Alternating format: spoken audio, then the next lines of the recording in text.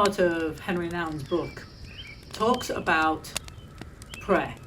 Prayer is conversation with God. And conversation is always two-way. Have you ever had a conversation with someone where they did all the talking? You kind of tune them out because you want to be able to talk too. Well, we do the same thing with God. We want to talk to God, but how often do we just listen? So last week I took time one afternoon just to read.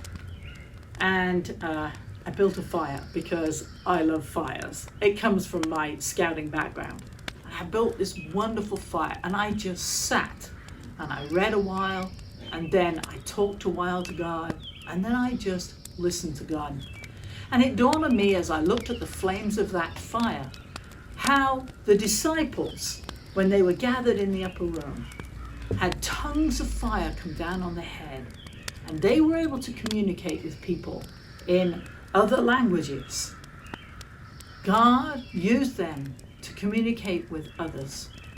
How often do we really listen to God and then tell others about our experience with God?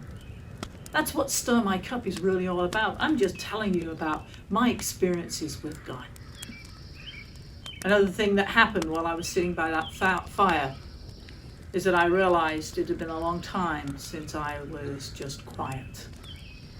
You know, the busyness and the chaos of our world, the violence that's going on, the hatred that is all around us seeps into our very souls. And it's only when we take time for solitude and silence and prayer that our hearts are healed and that we can truly hear God. So, when have you last taken some solitude, some silence and some prayer and then shared it with someone else?